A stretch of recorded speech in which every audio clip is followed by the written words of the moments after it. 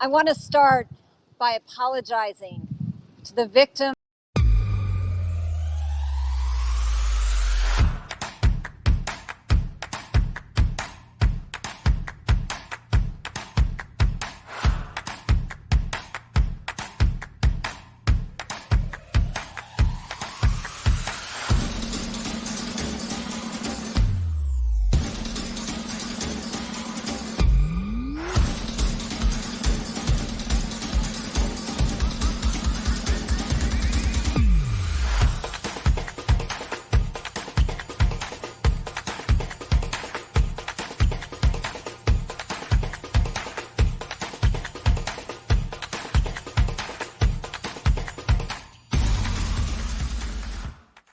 of these heinous crimes.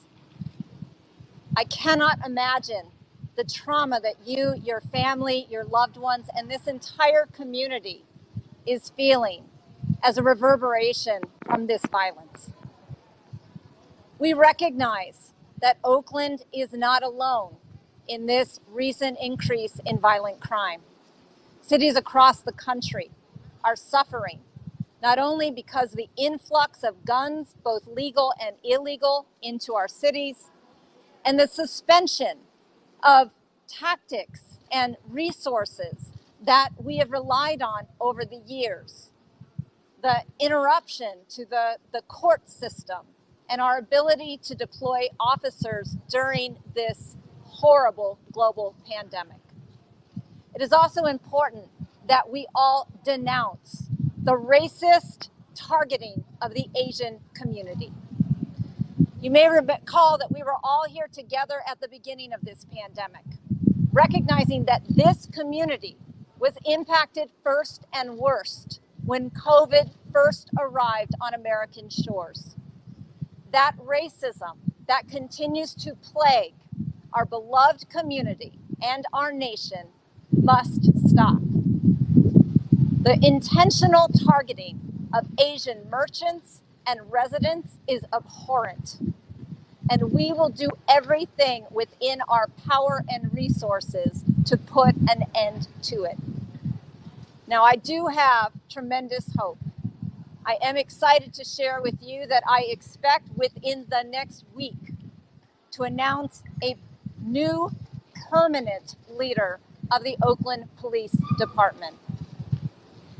I believe that this leader will not only bring a new energy and creativity to addressing the current crime challenges, but also be a national leader in the very work that Councilmember Bass referred to of reimagining public safety, bringing a more holistic and comprehensive approach to not just enforcing against crime, but creating the conditions of safety. And we know that begins with trust. I apologize to you, Councilmember Bass, but I also have to set the record straight. I'm very pleased to hear from both you. I'm very pleased to hear from Councilmember Nikki Bass and Councilmember Rebecca Kaplan that they support these additional resources that the Chinatown community has asked for today. But I have not forgotten that this last summer, they brought a proposal to cut $25 million from the Oakland Police Department as a political statement, not because of operational or financial need. If that proposal had passed, those walking officers would have been gone long ago. So I do not forget that history. I hope you do not either. And we have to pay attention to the financial and policy decisions that this council is making during this time. Now, we are answering your call. We will provide more resources for Chinatown, particularly during this critical moment of the Lunar New Year, a time that all these small businesses depend on to support them, and a moment for us as a community to celebrate the incredible cultural diversity that we are so proud to enjoy in Oakland, California.